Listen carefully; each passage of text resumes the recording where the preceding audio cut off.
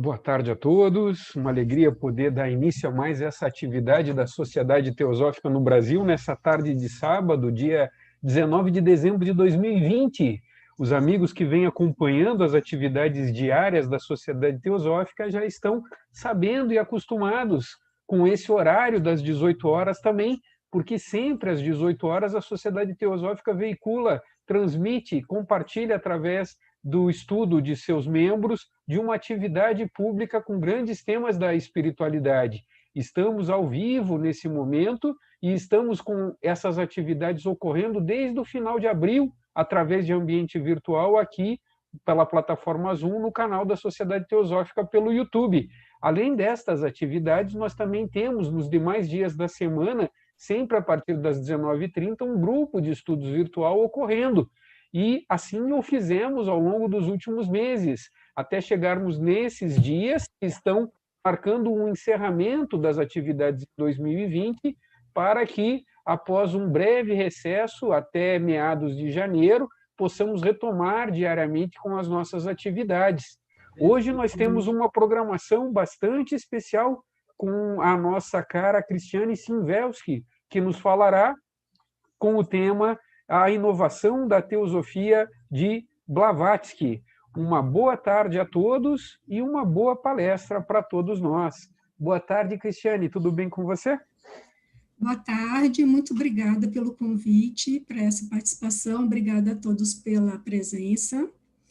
Eu escolhi o tema da palestra de hoje, a inovação da teosofia de Blavatsky, em função de três coisas. Primeiro, pelo trabalho que eu tenho acompanhado, né, nas lives da Sociedade Teosófica todas as noites, né, apresentando ao público de uma forma bastante ampla e aprofundada o conteúdo da teosofia,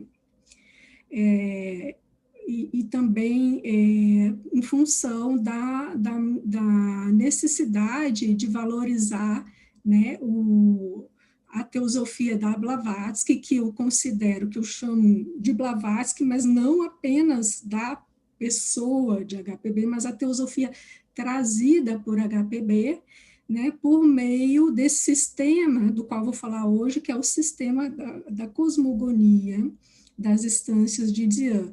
Então, quando eu falo da teosofia de HPB, eu incluo também outros autores que se inserem nessa mesma proposta, né, de apresentar a teosofia por meio desse sistema, e também porque eu já tinha planejado gravar uma palestra para a TV Suprem, que será a próxima, sobre os Vedas e a teosofia, onde eu uso esse sistema cosmogônico para explicar e conciliar as aparentes diferenças nas escolas que interpretam os Vedas.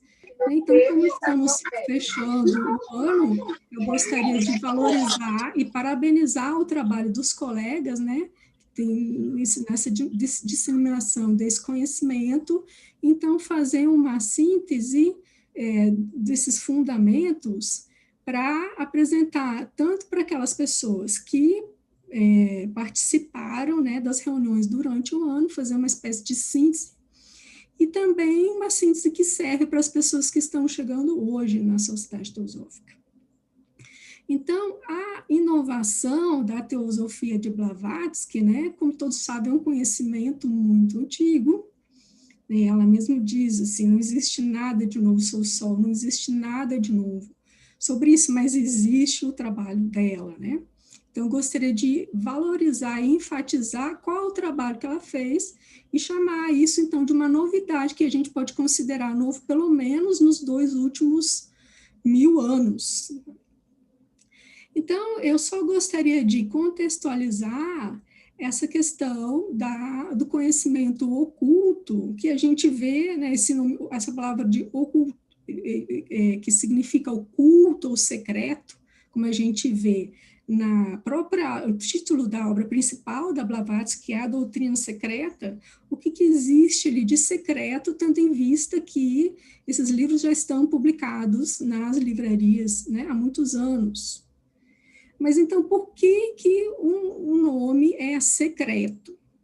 Então, para aquelas pessoas que estão chegando agora, eu gostaria de mencionar alguns comentários que a própria Blavatsky faz na doutrina secreta, principalmente no início, que ela conta por que surgiu essa necessidade do ocultismo. Então, ela diz que na antiguidade, esse conhecimento que se tem hoje como doutrina secreta, que originalmente pertencia a uma religião muito antiga, mas que não se tem mais como vislumbrar esse tempo, né? Porque não se tem mais nenhum registro. Então, na antiguidade, esse conhecimento, ele não era um conhecimento totalmente reservado. Ele pertencia naturalmente a uma casta de sábios, que na época eram os sacerdotes, porque na época não existia essa divisão entre ciência e religião como tem hoje, então os próprios sacerdotes que cuidavam da religião cuidavam da ciência, cuidavam do saber. Então, a Blavatsky diz que no início, na antiguidade, a casta dos brahmanes, que ela se refere à Índia, ela que tinha esse conhecimento, ela não era hereditária no início. Então, quem tinha mérito, quem tinha talento para ser um sacerdote, quem tinha uma formação moral, né, uma capacitação para isso, poderia ser um sacerdote. Então, a pessoa teria que ter condições e ser iniciado. Mas ela diz que, com o passar do tempo, esses direitos de sangue que surgiram, né, os direitos hereditários, passaram a substituir os direitos de mérito. Então, algumas pessoas que acabaram sendo sacerdotes porque eram filhos, né, ou parentes de sacerdotes, se apropriaram desse conhecimento e passaram a tirar um proveito, que a gente pode dizer de egoísta desse conhecimento, e tirar, como se diz hoje, vantagem e manipular a opinião pública.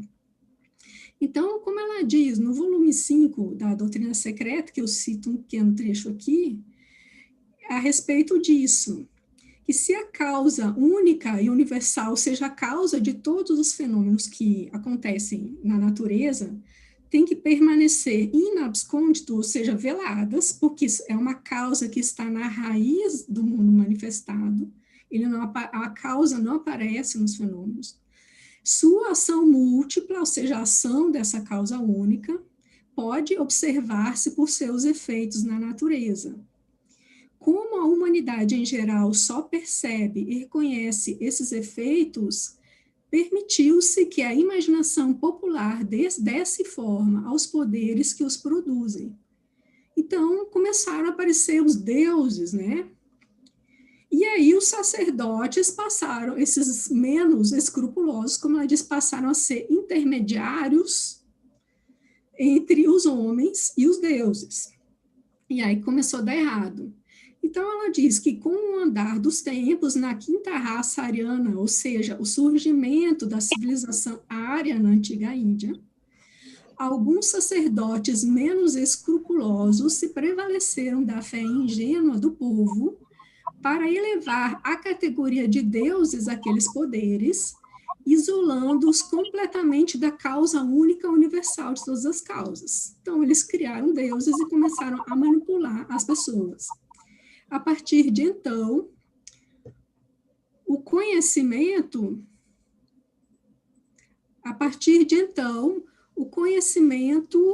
das verdades primordiais ficou inteiramente reservado aos iniciados.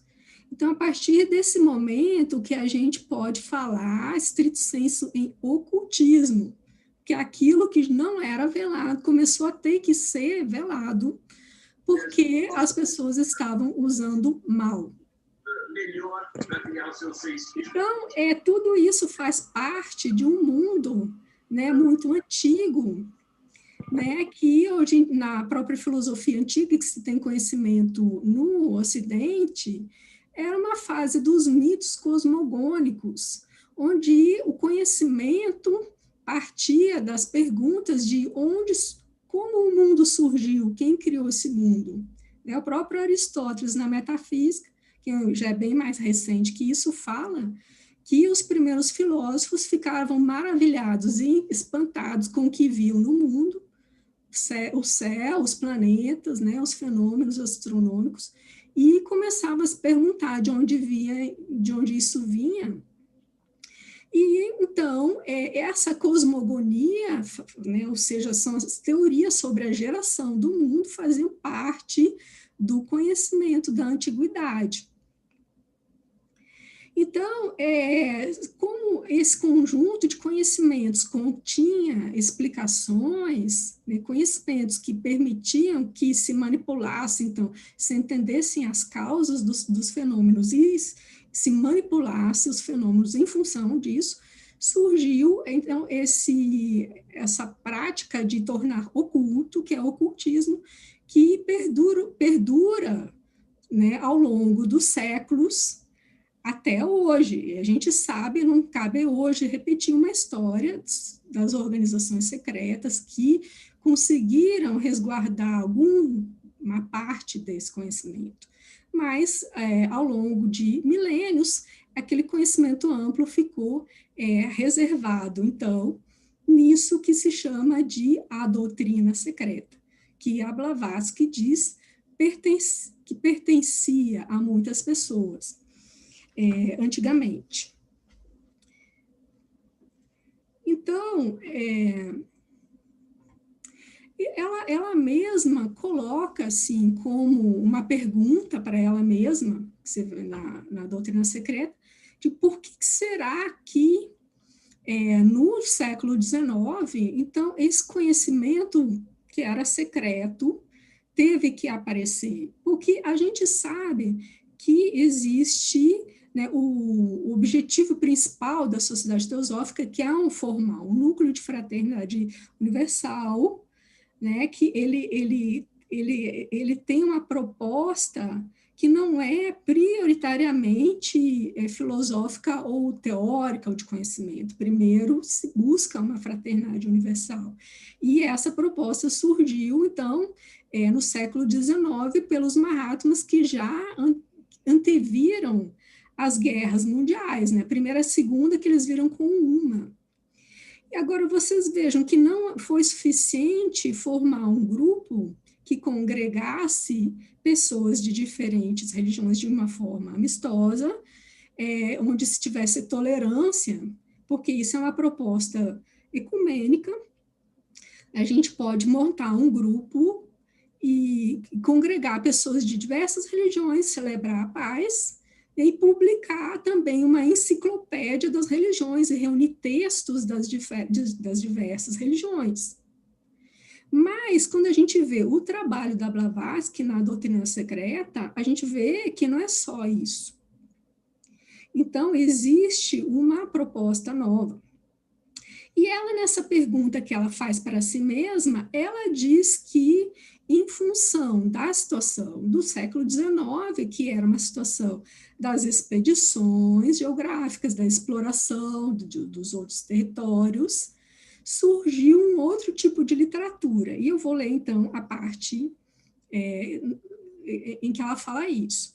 Ao findar o primeiro quartel deste século, apareceu no mundo uma classe especial de literatura cujas tendências foram se acentuando mais nitidamente de ano em ano, e alegando basear-se em investigações eruditas de sânscritistas e orientalistas em geral, chegou a assumir foros de científica. Religiões, mitos e emblemas da Índia, do Egito e de outras nações antigas foram interpretadas segundo o entendimento que aos simbologistas lhes aprouve dar.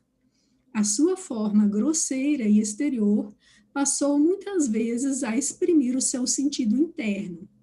Apareceram em rápida sucessão obras notáveis por suas especulações e deduções engenhosas, formadas em círculo vicioso, por apresentarem conclusões geralmente preconcebidas em vez de premissas, nos silogismos de vários sábios em sânscrito e em pali, e assim inundaram as bibliotecas com dissertações muito mais sobre o culto fálico e sexual que sobre o verdadeiro simbolismo, e contradizendo-se umas às outras.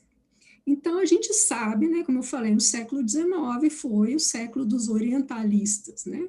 Os eruditos europeus, então, se lançaram ao Oriente em busca desses mitos, desses conhecimentos, e passaram a publicar obras com as suas interpretações supostamente científicas, como ela diz. E a gente pode imaginar, né, criar um exemplo.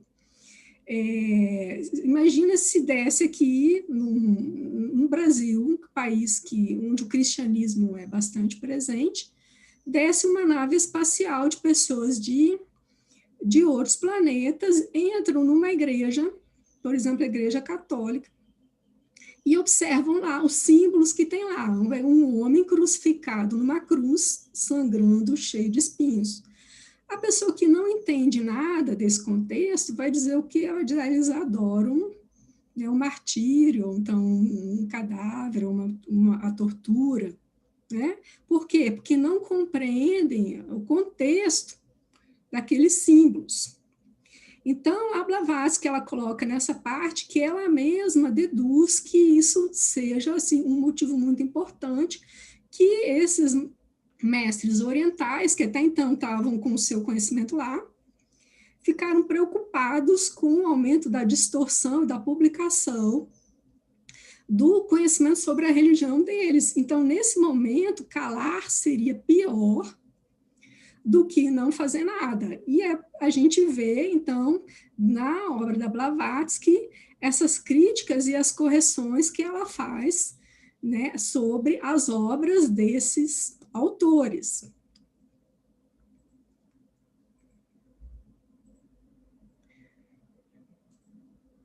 Então, como a gente sabe, eu não vou aqui repetir o que já foi bastante anunciado, a doutrina secreta se embasa nas instâncias de Dzyan, que são textos que pertencem a uma coleção tibetana chamada os livros de Kyuti, e eles têm a forma de capítulos conversos, e foram traduzidos e comentados pela primeira vez, olha a inovação, pela primeira vez traduzidos e comentados em uma língua ocidental pela Blavatsky, porque até então as edições disponíveis, né, e publicadas só estavam em sânscrito, chinês e tibetano. Eu nunca ouvi falar dessas edições.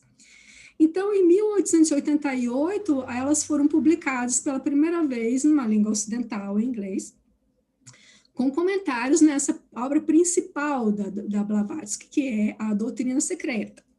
E para quem, então, nunca ouviu falar em instâncias de Dzyan, só para dar uma pequena amostra da antiguidade desse texto, que ela mesma não tem condições de expressar a antiguidade, até porque, durante muito tempo, esses textos, entre aspas, eram apenas versos transmitidos oralmente, né? Mas ela, para dar uma ideia de quão antigos eles são, eu acho interessante essa descrição dela, de qual é o tipo de material onde estavam esses versos. Ela diz que era uma coleção de folhas de palmeira impermeabilizadas contra a água, o fogo e o ar, por um processo específico desconhecido.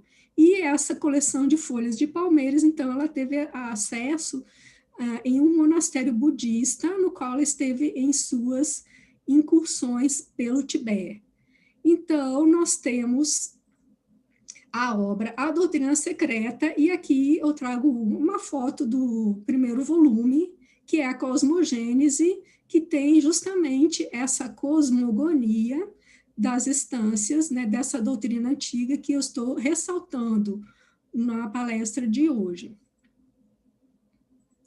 Agora, para mostrar, só para dar uma ideia de como esse conhecimento é antigo, eu trago um pequeno trecho do preâmbulo do proêmio da Doutrina Secreta, onde ela diz que fala um pouco, né, das ordens que ela recebeu, porque ela foi convidada né, para redigir essa obra, mas ela teve orientação, né, desses mestres que não quiseram deixar registro, né, de quem eles são, onde eles vivem no mundo físico.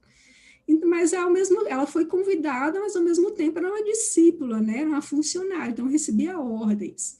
E ela diz assim: foi-me ordenado que assim eu fizesse para dar uma sucinta exposição do que se sabia historicamente e em literatura através dos escritos clássicos profanos e sagrados, durante os 500 anos que precederam a era cristã e os 500 posteriores, acerca da magia e da existência de uma doutrina secreta universal, conhecida dos filósofos iniciados de todos os países, inclusive por vários padres da Igreja cristã, tais como Clemente de Alexandria, Orígenes e outros, que por sua vez foram iniciados. Então a gente sabe até que o termo teosofia não é um termo novo, é um termo que aparece pela primeira vez nos registros que se tem em textos, né, que a gente pode acessar, aparece pela primeira vez em Porfírio, que é um filósofo neoplatônico do século III, né, esse termo teosofia, que significa conhecimento das coisas divinas, ou sabedoria divina. Então, ela foi, né, ela recebeu ordem de escrever também sobre esse conhecimento, né, que existia nessa época para marcar dentro do registro, e se tem textos, como a gente tem hoje, registros de textos, aproximadamente desses 500 anos, antes da era cristã, então desses filósofos do início da era cristã, e aí esse conhecimento da doutrina secreta está disperso nesses textos, né? E ela traz, então, para recolher para dentro desse sistema maior que ela apresenta, né, como a interpretação das instâncias. Então, ela mesma diz: é então a teosofia uma nova religião? E ela diz: de modo nenhum, não é uma religião nem a nova sua filosofia, pois, como temos declarado, é tão velha quanto o homem pensador. Então, como eu falei, o título da palestra é a inovação, né? Como é que eu vou chamar de inovação se eu estou dizendo que é velha? Agora, ela diz que, de uma maneira bastante modesta, né, própria de alguém que tem uma alta estatura espiritual, muito modesta, ela diz, e sintetiza nas palavras de Montaigne: senhores, eu fiz apenas um ramalhete de flores escolhidos, nele nada existe de meu, a não ser o laço que as prende. Rompei o cordão e desatai o laço, como vos parecer melhor. Quanto ao ramalhete de fatos, que ela relata isso como fatos, coisas que aconteceram, podeis ignorá-los e nada mais.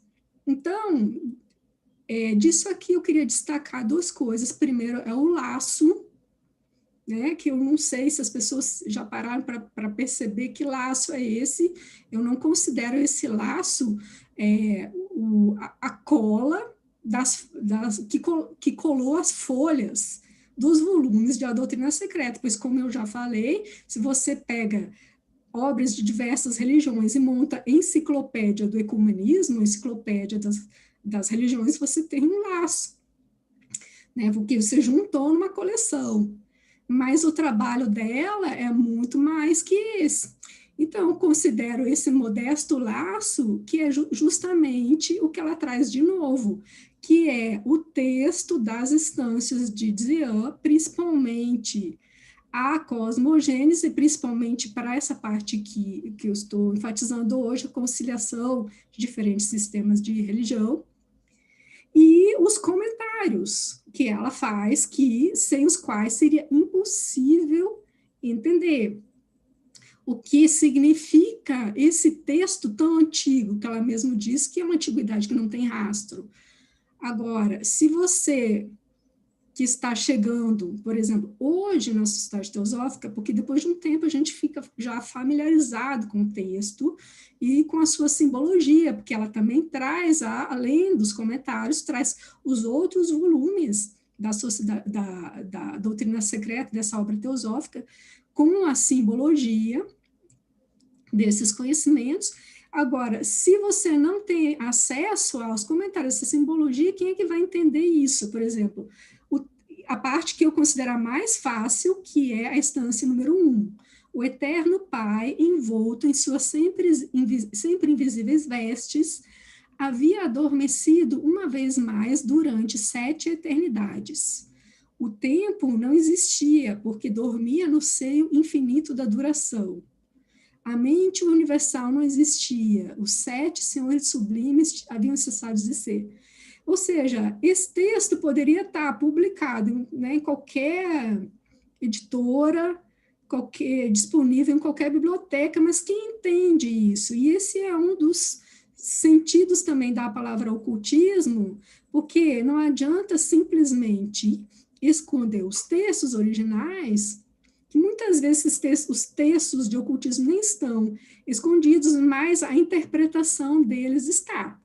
Talvez, é possível que até que a maior parte da obra sobre ocultismo esteja na nossa estante, mas a gente não tem a chave da interpretação.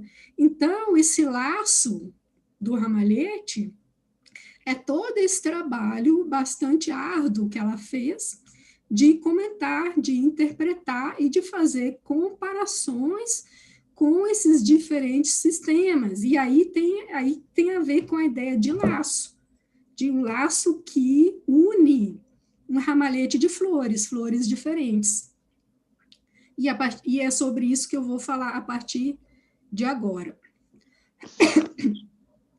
Então, ela diz que a doutrina secreta é a sabedoria acumulada dos séculos e a sua cosmogonia, que é a palavra-chave da apresentação de hoje, por si só, é o mais prodigioso e acabado dos sistemas. O que é sistema? Sistema é uma combinação de partes e que tem um funcionamento, que tem um todo organizado. Ainda que velado, a cosmogonia é um sistema prodigioso, ainda que velado, como se encontra no exoterismo dos Puranas. O que são os Puranas? São os textos da mitologia hindu antiga que fala também sobre cosmogonia, sobre o surgimento do mundo, sobre o surgimento das raças. Então, ela diz que nesse exoterismo, que é o quê? A forma externa dos Puranas, com aquelas lendas, aquelas historinhas, dentro disso está escondida, entre aspas, né, a cosmogonia, ou seja, uma história da geração do mundo, do cosmos. Mas tal é o poder misterioso do simbolismo oculto que os fatos, novamente os fatos, essa cosmogonia relata uma história do que aconteceu, que ocuparam a atenção de gerações inumeráveis de videntes e profetas iniciados, para os coordenar, classificar e explicar, durante as assombrosas séries do progresso evolutivo, estão todos registrados em algumas poucas páginas de signos geométricos e de símbolos.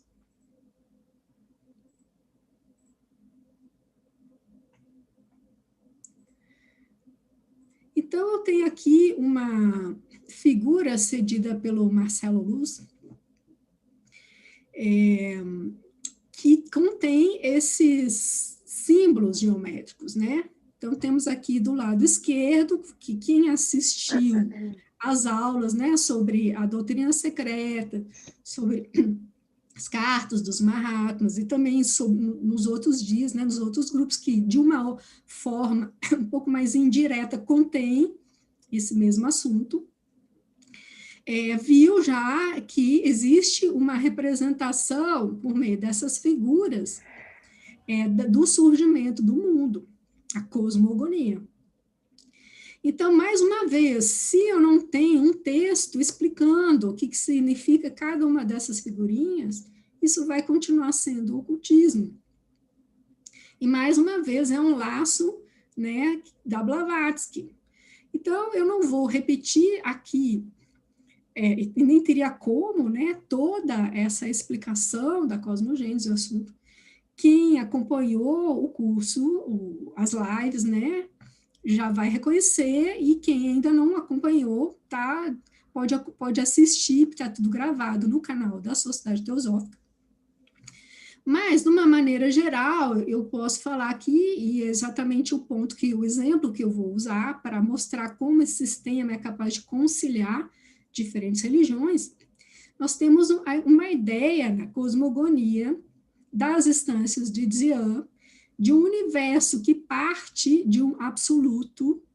Para quem conhece, já está acostumado com a palavra Parabrahman, que é eterno e é o único que fica, que permanece sendo num pralaya, que é o período onde o universo manifestado não está existindo, e continua como base de todo o universo manifestado. Então, a gente pode dizer, de uma maneira bastante simples, que representa essa energia una que permeia toda a criação, né? E que diversas linhas filosóficas e religiosas interpretam como esse Deus onipresente, que é a base da unidade. Então, nós temos um absoluto, e nós temos, depois, então, de um momento de uma criação que se atravessa uma inteligência e se mantém por uma inteligência que a gente chama de logos, na teosofia dividido em três, que depois vocês, né, quem não estudou, vai estudar com detalhes. E depois, então, nós temos um mundo manifestado, representado por esse quadrado aqui. Então, esse absoluto, esse círculo, ele permanece escondido, oculto, invisível nesse quadrado, e é essa energia una que dá vida e sustenta a toda a criação, é esse Deus que está presente em todos os seres. E com base nesse absoluto, então, que se fala em vida una, em teosofia, que é essa energia que é a nossa raiz, a raiz sem raiz. Mas esse absoluto, ele é sempre em manifesto. E o que vai se manifestar são desdobramentos desse absoluto. No momento que o universo é criado, existe uma organização, estou falando aqui de uma maneira ultra simplificada, existe uma inteligência que organiza e cria formas separadas, e essas formas se chamam, na linguagem sânscrita, em upadis, ou seja, circunscrições, ou envoltórios, ou veículos. Então, essa inteligência divina que se expressa nesse conjunto de logos, organiza, então, e cria ou constrói esses seres múltiplos que existem no mundo, inclusive nós. Então, a gente pode falar, dentro desse sistema cosmogônico, que existe uma parte, entre aspas, porque não é uma parte separada, é um princípio que está presente em tudo, né? Mas a gente pode, de uma forma didática, chamar isso de parte. Então, é uma parte que está presente em todas as outras partes que já se manifestam no mundo como coisas separadas. Por exemplo, uma pessoa é diferente de outra pessoa, é separada nas suas formas externas, nos seus upadis, nos seus veículos, mas dentro de cada uma delas existe a mesma energia, que é a energia una, que é a energia do absoluto, que emana desse absoluto. Então, a Blavatsky, na doutrina secreta, com base nessa cosmogonia das instâncias, ela diz que, no simbolismo esotérico, esse espaço, que é o absoluto, essa energia una, que tem muitos nomes, quem está acostumado a mexer com a doutrina secreta vai ver muitos nomes, isso faz com que a gente não se prenda a palavras e a gente consiga abstrair a ideia que está por trás das palavras, porque quem se apega a palavras acaba ficando dogmático.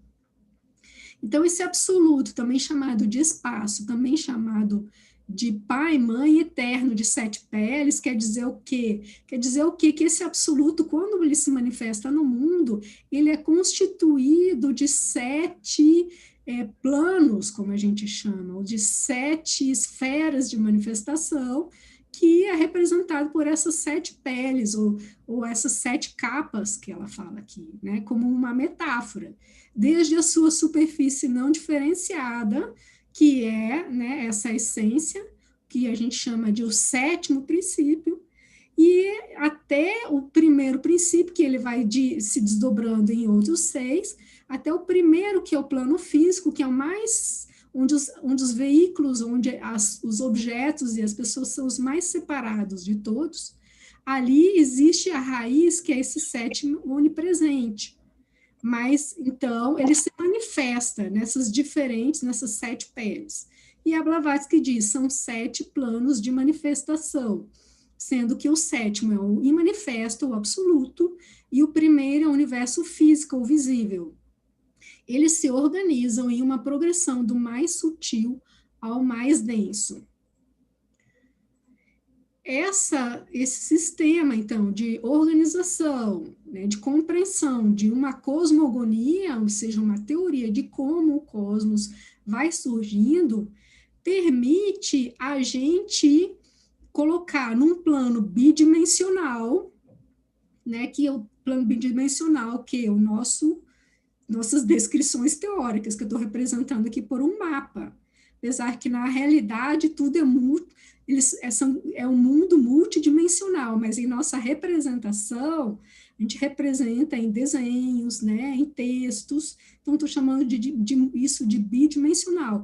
Quando a gente traz esse universo multidimensional numa representação bidimensional, a gente pode representar, então, o absoluto como um círculo e o universo como um quadradinho, o universo manifestado como um quadradinho, como se fosse um mapa mundi, um mapa do mundo. Então, eu posso colocar, por exemplo, o absoluto nesse cantinho aqui, desenhar nessa parte onde está o Brasil, e posso colocar o universo manifestado aqui na Europa, ou na Ásia, ou na África. E aí, por que eu estou dizendo que esse é o laço que une as flores do ramalhete? Que quando a gente tem acesso a essas descrições de fatos, como ela diz, a gente tem acesso a diferentes sistemas de religiões diferentes, cristianismo, budismo, hinduísmo, islamismo, e cada um, como eu já expliquei naquela minha palestra, A Verdade e as Religiões, que está também no canal da Sociedade Teosófica, não vou repetir aqui, cada um desses grandes seres que atingiram esses níveis mais profundos de conhecimento vai trazer uma descrição. Só que quando ele traz uma descrição, ele vai colocar essa descrição dessa forma bidimensional. E aí, cada desenho vai ter uma ênfase diferente, vai ter um formato diferente, um colorido diferente.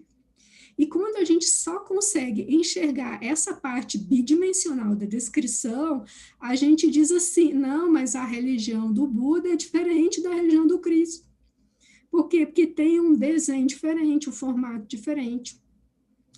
E nessa cosmogonia das instâncias, que ela é bastante ampla, detalhada e complexa, que a gente pode representar como se fosse um grande mapa mundi, só que cósmico, existe um lugar nessa descrição ainda bidimensional para colocar todas essas diferentes perspectivas descritas por cada um desses grandes sábios videntes fundadores das religiões.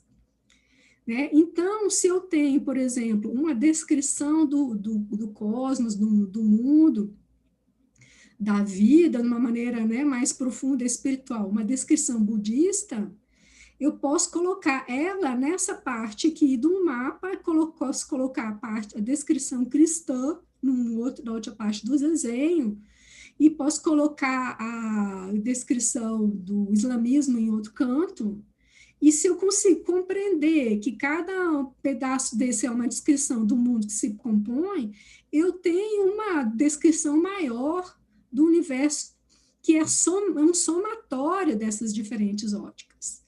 Então, nesse laço que prende as flores do ramalhete, as religiões, elas se somam, elas se complementam. Elas não estão em conflito entre si. Agora, naturalmente, isso não quer dizer que qualquer coisa que qualquer pessoa de uma determinada religião diz vai ser idêntico, vai combinar com o que outra pessoa de outra religião diz. E é por isso que a teosofia, a sociedade teosófica, se centra muito na descrição primitiva desses fatos, porque ela fala em fatos. Então, quem é que viu os fatos, esses fatos desses mundos abstratos superiores que estão próximos da geração do cosmos? Foram esses videntes, esses profetas que fundaram aquela religião.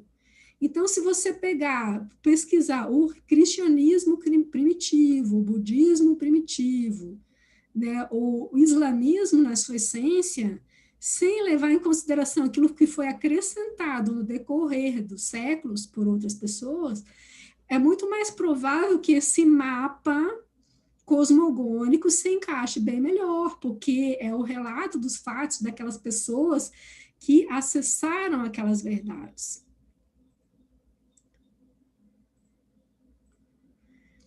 Então, eu vou fazer uma pequena ilustração, porque a gente não pode. A proposta, então, desse laço, desse ramalhete, é unir as religiões, e pesquisando os fatos apurados por cada um desses profetas. Mas eu vou mostrar apenas um exemplo hoje, que temos pouco tempo, e depois eu vou aprofundar esse exemplo na minha próxima palestra sobre os Vedas, como eu falei. Então, o exemplo é sobre a questão do Deus impessoal, absoluto, onipresente, a energia una que a gente chama de Parabrahma, e esse Deus criador, que é enfatizado no cristianismo. Então, eu vou usar como exemplos a filosofia Vedanta, que fala que tudo é Brahman, só existe uma unidade e tudo mais é ilusório, e vou enfatizar também essa percepção do Deus criador que está presente no cristianismo. Então, para começar falando um pouco da filosofia vedantina, eu trouxe aqui uma citação de um texto meu. Para quem quiser aprofundar, o texto está escrito numa linguagem bem simples, apesar das palavras aqui. Pode jogar no Google esse nome, depois a noção teosófica do espaço como base da unidade das religiões. Vai aparecer e também está no banco de artigos e teses do site da Sociedade Teosófica. Então, eu estou parafraseando um autor, da filosofia da religião, mais propriamente da filosofia hindu, que é o Hare Krishna. E eu digo, então, que Parabrahma é um texto vedantino, que eu vou explicar na palestra sobre os Vedas o que é vedantino, para o absoluto, o que significa além de Brahma. E esse, então, é o Nirguna Brahma da Vedanta monista, o Advaita de Shankaracharya, que é o Brahma sem qualidades. Quando se fala um Brahma, um Deus sem qualidades, ele não tem especificações porque ele é uma energia, e então a gente chama isso de absoluto, ou além de Brahma, ou Nirguna Brahma.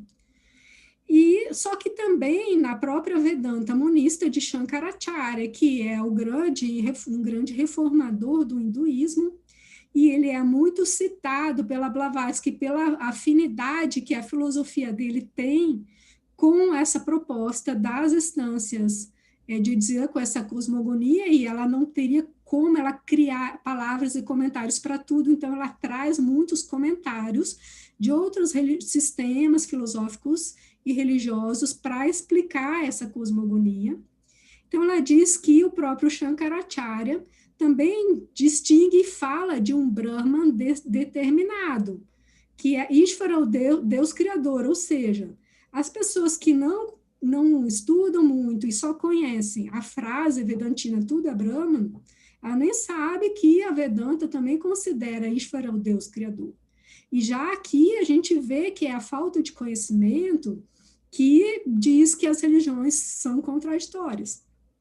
Mas a própria Vedanta diz que existe Deus Criador.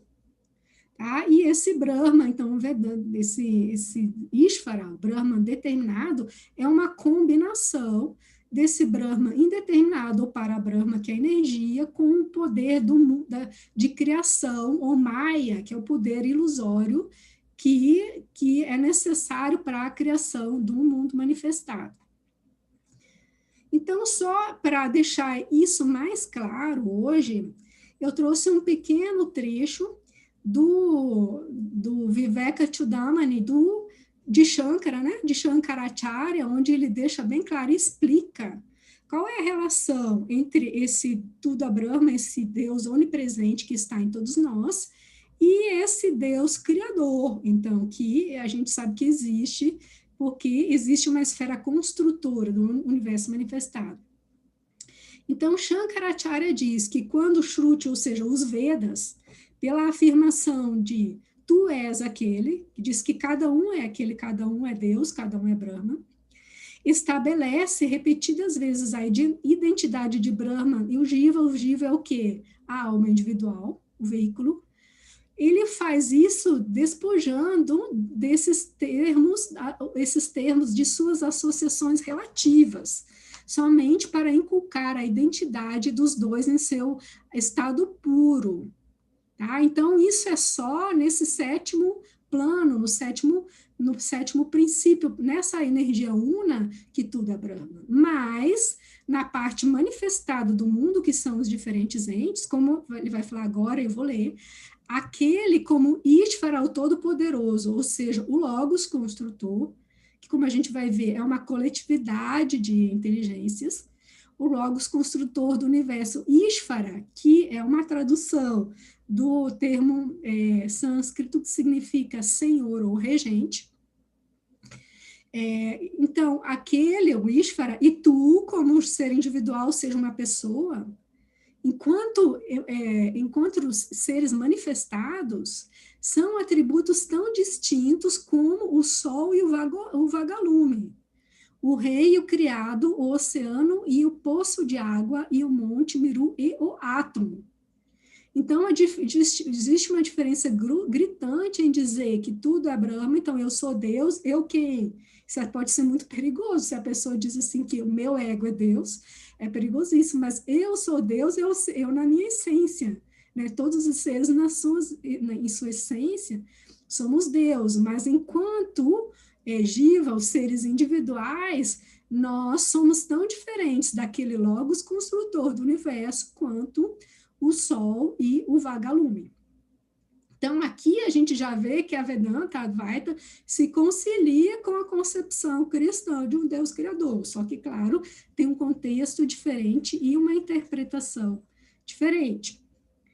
Então, prosseguindo no trecho de Shankaracharya, ele diz, a diferença entre Brahman e Jiva, ou seja, entre o Deus, a essência una e a alma individual, foi criada pelos atributos ilusórios, ou seja, os upadis, ou veículos, que não são reais. Eles não são reais por quê? Porque dentro desse conceito de realidade, realidade é a única coisa que é eterna.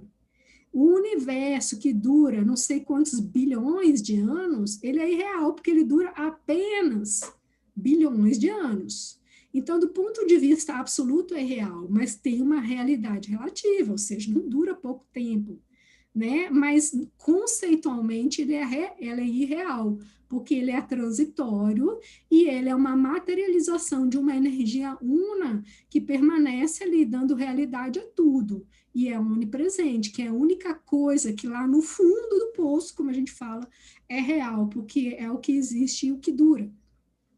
Então, o PAD, que é esse veículo, o atributo de Ishvara, o PAD, qual é o envoltório, o corpo de Ishvara, o corpo do Deus construtor, do corpo do Senhor, é Maya, ou seja, essa energia que cria essa forma fenomênica, que se chama de ilusório, porque é temporário.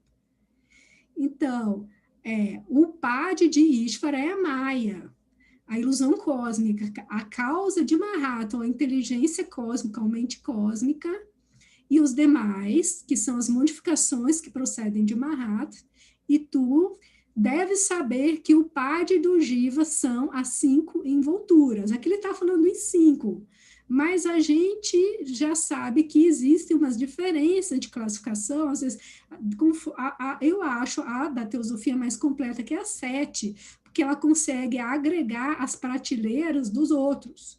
Mas tem alguns sistemas que organizam em 5, em 4, aí depende, a gente tem que fazer as devidas correspondências, mas são divisões de um mesmo tipo de sistema, é que cada sábio, cada vidente desses, né, cada iluminado desses vai organizar aquilo que ele viu como fatos nessas prateleiras, né, são em 7, em 6, em 5. E Shankara diz, o reino é o símbolo do rei. Opa, um pouco antes, 244. Esses são 2 respectivos upadis de Ishvara. Esses são 2 respectivos upadis de Ishvara e o Jiva, ou seja, nós temos o upad, que é o nosso corpo físico, astral, mental, e o corpo do Senhor, o corpo de Ishvara é o cosmos, que é a Maya. Então, quando eles são eliminados, quando você tira os corpos, quando eles são eliminados perfeitamente, então não haverá mais separação entre Ishvara nem Jiva, para quem é monista, que é o sistema da Vedanta. Né? Então, ele diz, o reino é o símbolo do rei e o escudo do soldado, mas quando o símbolo e o escudo são tirados, que são as ferramentas, né, de expressão, não haverá nem rei nem soldado. Então, quando se tira o corpo do ser humano, que é o conjunto de corpos, o conjunto de veículos, e quando se tira o corpo cósmico, que é o universo manifestado, ele não tem mais isso. Só existe uma coisa, que tudo é Brahman. E só existe o quê? Essa vida una. Aí, citando mais um trecho da doutrina secreta que reforça essa explicação, que ela cita os hindus, como eu acabei de citar, só que eu citei direto do texto hindu. Por isso dizem os hindus que o universo é Brahman, e Brahman porque Brahman está em todo o átomo do universo, Brahman e Brahman, ou seja, o Deus, o absoluto e o Deus criador. Porque Brahman está em todo o átomo do universo, sendo os 6 princípios da natureza a expressão, os aspectos vários e diferenciados do sétimo e uno, a realidade única do universo, seja cósmico ou microcósmico, e ainda porque as permutações psíquicas, espirituais e físicas do sexto, que ela chama de Brahman, o veículo de Brahman, no plano da manifestação e da forma, são considerados por antífrase metafísica ilusórias e maiávicas. O que ela está dizendo aqui? Antífrase metafísica é o modo de dizer metafísico, era isso que eu expliquei. É ilusório e maiávico no modo de dizer, mas claro que tem a sua realidade nesses bilhões de anos do universo manifestado. Embora a raiz de todos os átomos, individualmente, e de todas as formas, coletivamente, seja o sétimo princípio ou a realidade una, em sua aparência manifestada, fenomenal e temporária, tudo isso não é senão uma ilusão efêmera dos nossos sentidos.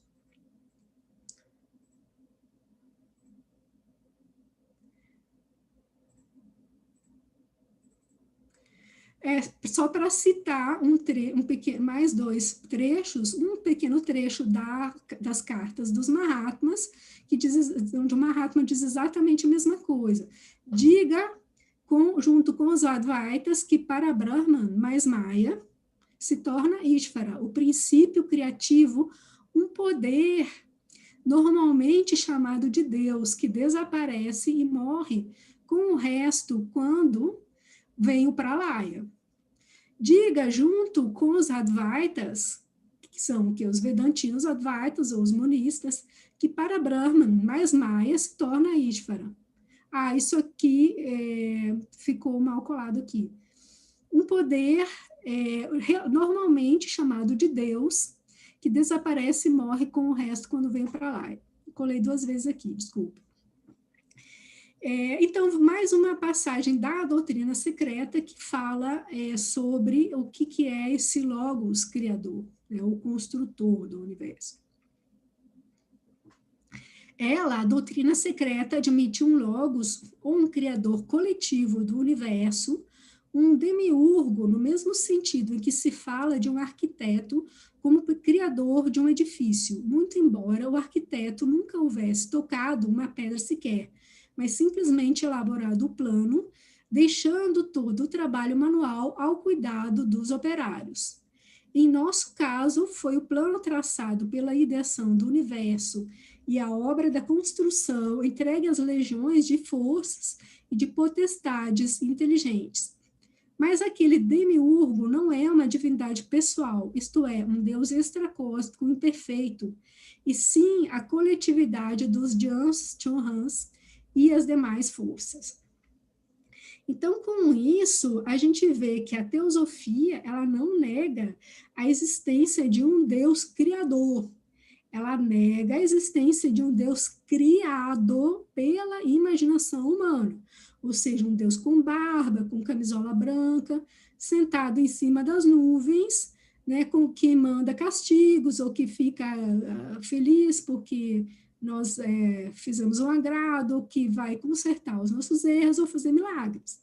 Então, esse Deus, a imagem e semelhança do homem, para a teosofia não existe. Mas existe um homem que é imagem e semelhança de um Deus, ou seja, de um Logos que se manifesta no mundo em 7 planos e em 7 princípios no homem. Então, nós somos o micro, a imagem e semelhança do macro, mas não é aquilo que nós imaginamos sobre um ser humano que é capaz de representar essa hierarquia de seres construtores que, naturalmente, tem um chefe, um regente, porque isso é organizado, isso se configura numa ordem, não é como, por exemplo, o Ministério da República, que hoje tem o ministro e amanhã o ministro pode cair, então tudo muda. Mas essa hierarquia construtora e mantenedora do universo manifestado, ela tem que funcionar de uma maneira perfeita, e existe uma regência que mantém os planetas nas suas órbitas. Não pode ter falha nas órbitas dos planetas, na lei da gravidade, senão o universo desaba. Então, é esse tipo de inteligência que a gente chama de o Deus criador, o Deus construtor. Mas existe uma ordem a ser seguida que a gente poderia representar de uma forma alegórica como a vontade de um Deus. E aí a gente faz uma conciliação com o cristianismo, com essa forma de representar o Criador, como um ser. E aqui eu trouxe um trecho do Gênesis, que tem a ver com a questão que a gente enfrenta atualmente, que é a pandemia de coronavírus. Na primeira folha da Bíblia está escrito: Deus os abençoa, que fala da criação, fala da cosmogênese, é Gênesis, cosmogênese. Só que numa outra linguagem, e essa parte você pode encaixar também nas instâncias de Dzyan, naquela parte do Logos construtor. Então, segundo a Bíblia, Deus abençoou os seus seres humanos e lhes disse: sede fecundos, multiplicai-vos, enchei a terra e sujeitai-a, dominai, olha só, estou grifando essa palavra, dominai, os animais, ou seja, os peixes do mar, as aves dos céus e todo animal que rasteja na terra. E dominar os animais. E Deus ainda disse: eis que vos tenho dado todas as ervas que dão semente e se acham na superfície de toda a terra, e todas as árvores em que há fruto que dê semente. Isso vos será para mantimento. Então, olha só, se a gente interpretar isso assim como a vontade de Deus, ainda com uma forma alegórica, né, que seria essa forma antropomórfica, existe, né, uma ordem de que uma ordem onde o homem domina os animais, né, porque é superior à inteligência, mas o que serve para mantimento não são os animais. Está escrito aqui, ó, para mantimento, ou seja, comida, são as ervas que dão semente e os frutos das árvores. Isso é evidentemente na prescrição de uma dieta vegetariana. Agora, o que isso tem a ver com essa ideia de logos, regente do sistema solar? Tem a ver com uma ordem, uma harmonia universal, um equilíbrio. E a gente já sabe que o coronavírus, como outros vírus que têm causado epidemias de uns anos para cá, surgiram nesse contexto de criação de animais para o consumo, de consumo de animais, de carne de animal. E já foi bastante ventilado e badalado por cientistas que existe um risco, né, de aumento de casos de epidemias por causa do desequilíbrio ecológico. Por quê? Porque nós tiramos o espaço dos animais dentro dessa ordem cósmica, desse regente, desse logos, né, dessa construção da natureza, existe um equilíbrio que se chama o equilíbrio ambiental, e nesse equilíbrio, nesse relato do Gênesis, ele se mantém quando o homem não come os animais, quando o homem domina os animais, mas ele come vegetais.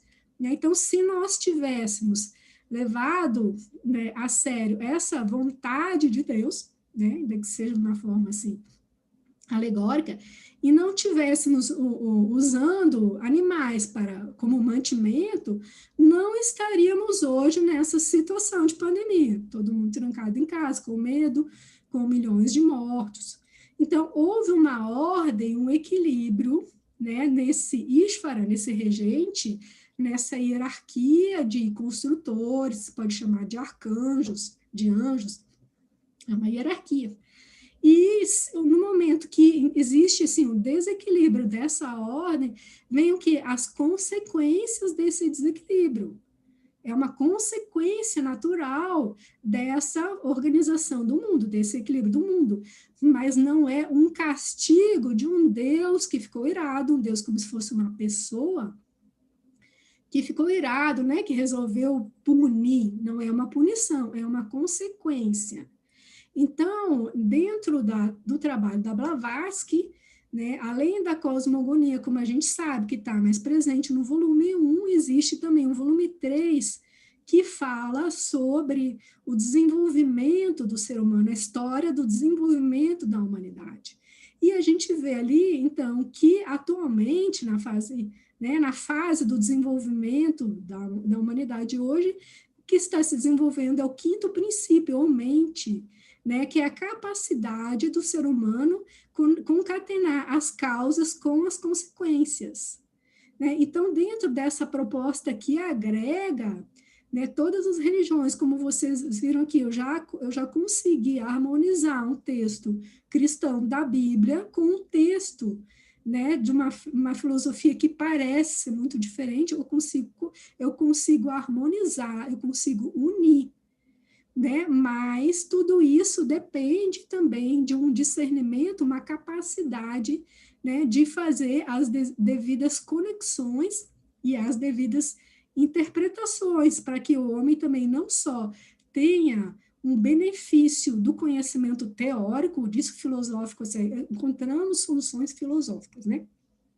Não é só isso, mas também obter um benefício prático na convivência entre as pessoas das diferentes religiões e obter o benefício para o próprio desenvolvimento, que no momento que eu sei que nós estamos nos desenvolvendo a nossa mente, é o momento de chamar a atenção, né, de ver o que aconteceu, como nós que somos co-criadores, microcosmos, como nós geramos a situação, do mundo, né, que está hoje, né? Então, com esse aprendizado, a gente conseguir modificar as causas dos efeitos que nós causamos, né, para poder, então, consertar nós mesmos, que não vai ter um Deus milagroso nessa visão, que vai consertar somos nós que vamos consertar, e assim, com isso, criar um mundo melhor, uma situação melhor para nós no mundo, né, uma vida melhor para todos. Então, é exatamente esse ponto que eu gostaria de ressaltar, né, parabenizando o trabalho dos colegas, né, nos cursos, durante as lives, né, e procurar, então, terminar, encerrar o ano, que, pelo que eu sei, encerra aqui, o trabalho da Sociedade Teosófica, em 2021, enaltecendo e valorizando, então, esse laço feito por HPB, né, nessas diferentes descrições dos fatos né, que aconteceram no mundo, né, para a gente conseguir, então, ter esse enfoque no estudo da teosofia e tentar, no nosso desdobramento, dos nossos estudos, cada vez mais conciliar esses diferentes sistemas de religião, né, nos unir, né, na raiz do conhecimento desses sistemas, né, e com isso contribuir para um mundo melhor. Então, eu termino aqui essas considerações de hoje. Mais uma vez, agradeço a presença de todos e passo a palavra para o coordenador, porque agora tem um momento ainda de perguntas e diálogo. Muito obrigada. Até daqui a pouco. Cristiane, muito grato pela sua belíssima exposição, que realmente surge como uma síntese de um ano que nós tivemos a oportunidade de aprofundar bastante os nossos estudos a partir da partilha foi propiciada por vários pesquisadores, por vários teosofistas diariamente aqui nas atividades da Sociedade Teosófica. Nós, na verdade, avançamos no horário previsto para esse nosso encontro de sábado às 18. Normalmente ele encerra às 19 horas, já são 19h09, 19h07 ainda, mais precisamente. Mas eu abro a palavra aqui para quem conosco acompanha no Zoom e que eventualmente queira fazer uma pergunta. Quem sabe aproveitamos aí alguns minutos da nossa expositora Cristiane.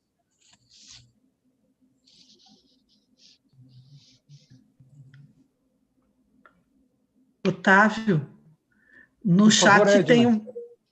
No chat tem uma pergunta que o Constantin fez, eu não sei se você chegou a ver. Não cheguei a acompanhar ao vivo. Constantin, se quiser abrir o microfone e fazer a pergunta. Estou achando a pergunta aqui, já posso fazer diretamente. Qual o papel, Cristiane, qual o papel dos mestres que orientaram para a fundação da Sociedade Teosófica neste ramalhete de flores?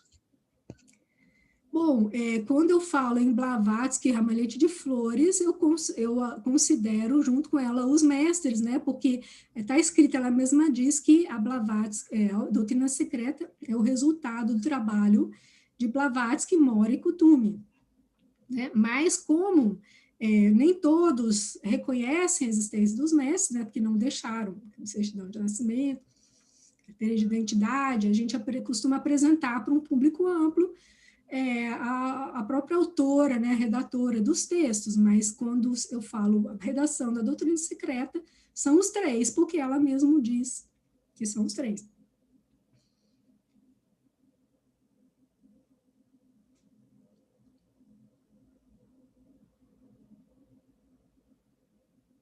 Essa bela metáfora também aqui, nós já ouvimos algumas vezes que esse trabalho realizado pela Sociedade Teosófica se faz com muitas mãos e um coração.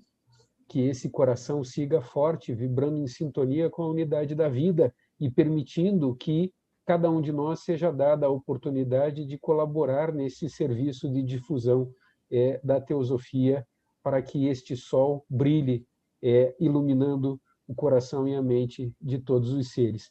Muito obrigado, então, nessa tarde, pela nossa cara Cristiane Sinvelski ter a disponibilidade de fazer a apresentação da exposição a teosofia trazida, então, de algum modo, por Blavatsky e pelos Mahatmas aí para toda a humanidade. Encerramos, então, nesse momento, nossa transmissão aqui, convidando todos amigos que tenham interesse para que, a partir das 19h30, voltem a se conectar no canal da Sociedade Teosófica para a última apresentação desse ano de 2020, que será feita e conduzida pelo grupo Teosofia e Arte. Para saber mais sobre as atividades da Sociedade Teosófica, cadastre-se em nossa parte, toque o sininho e também visite nossa página na internet, www.sociedadeteosófica.org.br.